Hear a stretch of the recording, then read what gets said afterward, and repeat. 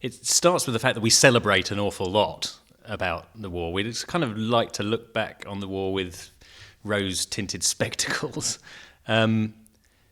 As far as what we deny, and we don't like to look too closely at some of the things that we did.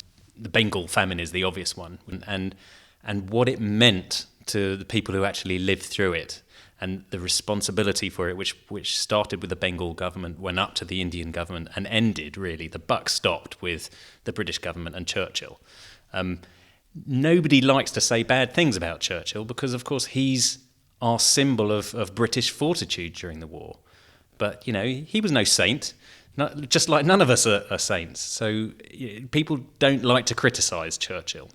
There were plenty of other things, like in Africa, we rounded up Africans and forced, basically set up effectively slave labour camps and made them work for us on plantations and so on against their will.